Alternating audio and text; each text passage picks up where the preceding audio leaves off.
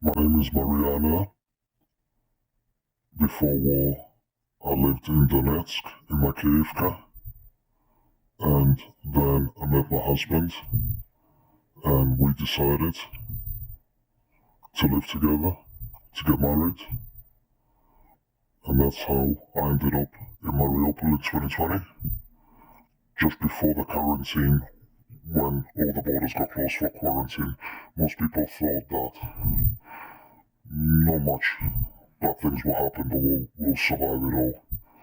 But when all the forces started to build up on the borders, people started panicking.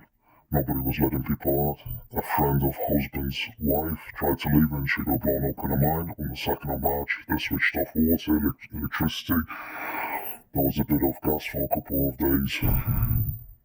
And eventually gas disappeared, so there was nothing. On the 6th, we decided we need to go because I'm about to give birth. We came to the maternity hospital, they accepted us. We came to number 3 maternity hospital because nowhere else was to go. Second would not accept.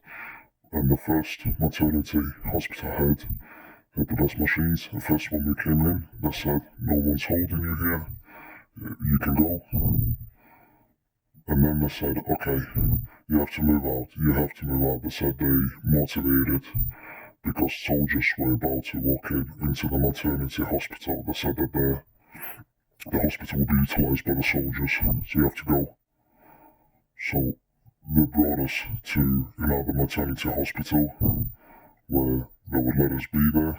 The husbands of the married woman would have to live in the basement. You could cook outside.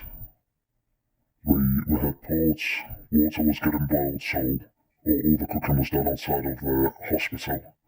The soldiers were not helping with anything. They came once and they asked, give us the food.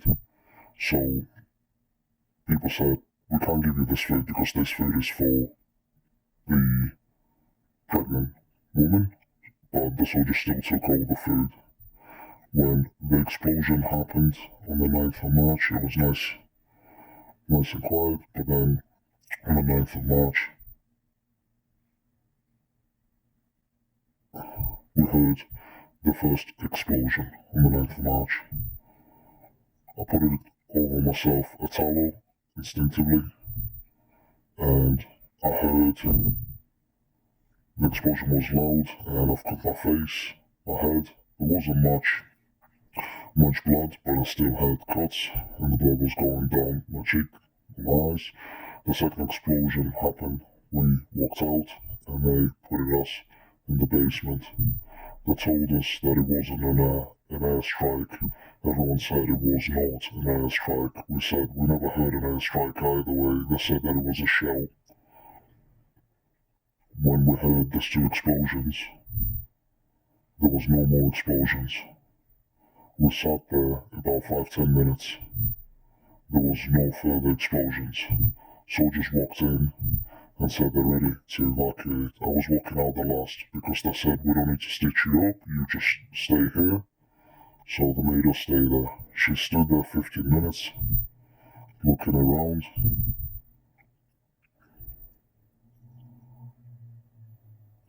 Then I looked at the windows. As I turned around, I could see a soldier.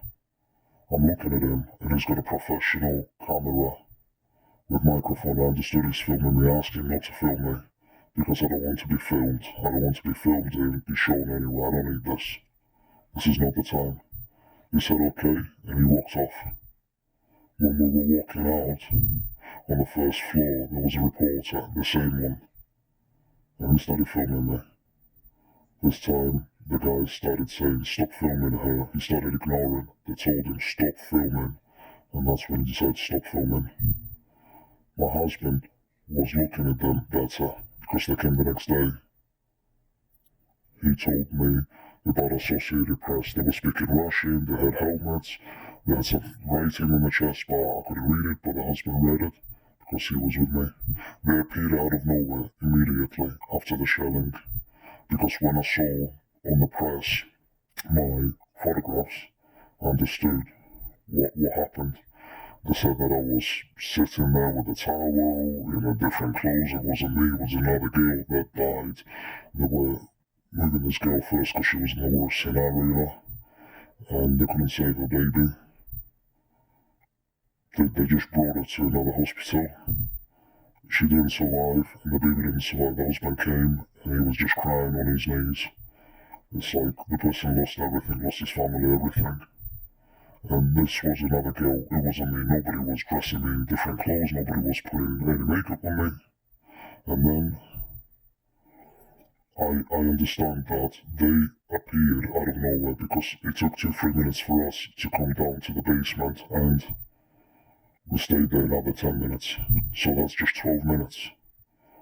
And they already brought it out first within that 12 minutes. And they already managed to take photographs out of her within that 12 minutes. So that means they were already there. So I assume the reporters were already there during that shelling. They came the next day to see me. When I saw them, I told my husband, this is the same people that took photographs of me, because it's the same people. They asked me a question, when, how? I said then and then. I said there was no airstrike. They asked me about airstrike. I told them there was no airstrike. I said everyone said that there was no airstrike.